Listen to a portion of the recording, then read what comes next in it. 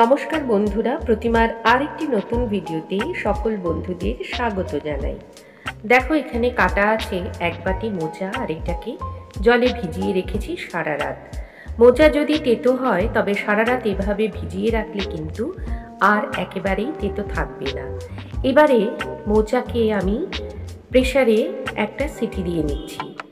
প্রেসারের মধ্যে মোচাগুলোকে দিয়ে দিলাম, আর প্রেসারের গায়ে যাতে মোচার কষ্টটা না লাগে তার জন্য আমি এখানে দিয়ে দেব দুটো উপকরণ। হলুদ দিলাম, তাতে মোচার কালচে ভাবটা কমে যাবে, আর দিয়ে দিচ্ছি সর্ষের তেল। এই দুটো জিনিস ব্যবহার করলে কিন্তু মোচাটা কালো দেখাবে না, আর প্রেসার কুকারের গায়ে আটকে গিয়ে মোচার কষ প্রেসারটাকে নোংরাও করবে না।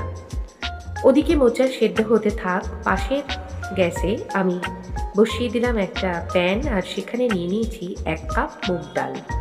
মুগ ডালটাকে আমি এখানে ভেজে নিচ্ছি। মুগ ডাল ভাজতে তো সকলেই পারো, সমানে নাড়াচাড়া করে যেতে হবে, তা নইলে ডাল তলায় লেগে যাবে। দেখো, কিছুক্ষণের মধ্যে কিন্তু ডালটা বেশ লাল করে ভেজে নিয়েছি। 2-3 বার ধোয়ার পরে আমি পরিমাণ মতো জল দিয়ে ঢাকা চাপা দিয়ে ডালটাকে আগে সেদ্ধ করে নিচ্ছি। ডালটা আমার সেদ্ধ হয়ে গেছে, কিন্তু একেবারে গলে যায়নি। এইভাবে একটু গোটাই আমি ডালটা রেখে দিচ্ছি।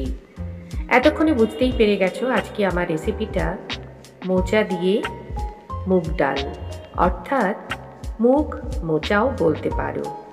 কড়াইতে সর্ষের তেল দিয়ে আমি এখানে কিছু ফোড়ন ব্যবহার করলাম। দিলাম শুকনো লঙ্কা, তেজপাতা এবং গোটা গরম মশলা, অর্থাৎ 1 টুকরো দারুচিনি এবং 3-4টে ছোট এলাচ।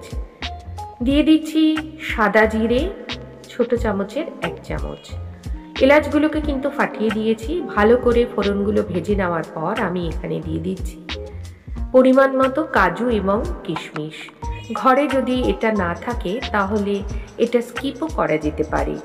যে কোনো নিরামিষ দিনে এই রান্নাটা করে কিন্তু পরিবারের সকলের খাবার টেবিলে পরিবেশন করা যেতেই পারে। দিয়ে দিলাম অল্প পরিমাণে আদা এবং 3টে কাঁচা লঙ্কার পেস্ট। আমি এখানে 1 কোয়া মতো আদা দিয়েছি। কিছু গুঁড়ো মশলা আমি ব্যবহার করছি। দিলাম হলুদ, এখানে আছে ধনে এবং জিরের গুঁড়ো, সেটা আমি এখানে 1 চা চামচ দিয়ে দিলাম। ধনে এবং জিরের গুঁড়োকে আমি মিশিয়ে রাখি ব্যবহারের সুবিধার জন্য।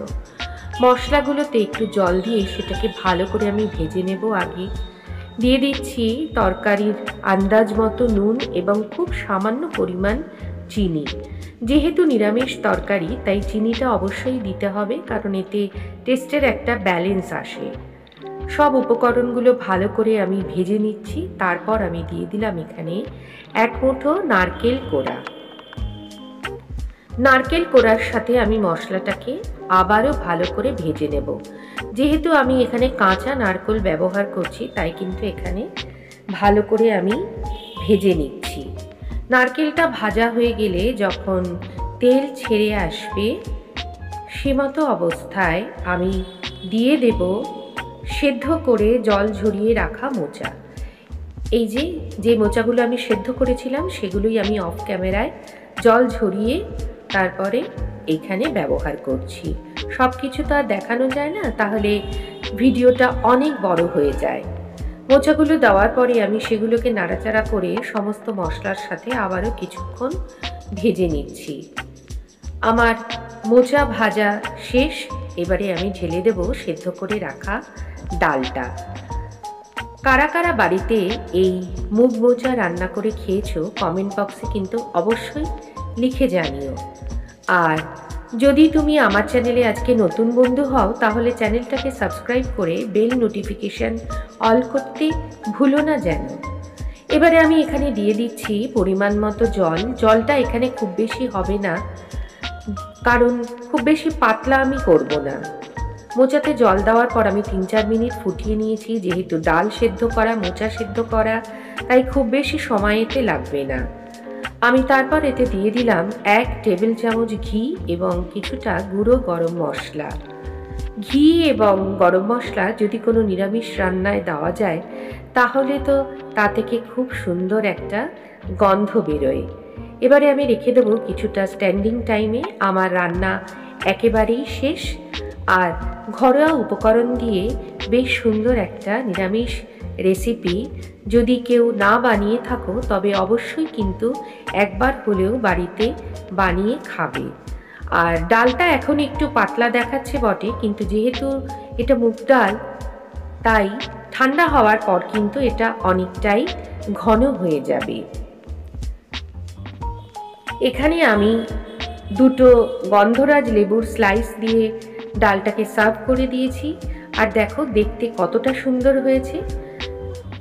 যে কোনো নিরামিষ দিনে বা বাড়িতে অতিথি এলে এই রেসিপিটা কিন্তু একবার বানিয়ে খাওয়ালে অবশ্যই তোমার নাম করবেই করবে। মোচা চিংড়ি, নারকেল ছোলা দিয়ে মোচা, মোচার চপ, নানা রকম রেসিপি আমরা খেয়ে থাকি। তবে এই রেসিপিটা যদি না খেয়ে থাকো অবশ্যই একবার বানিয়ে খাবে, তবেই এর স্বাদ বুঝতে পারবে। আজ তাহলে আসি, আবার দেখা হবে নতুন একটা রেসিপিতে। সবাই ভালো থেকো।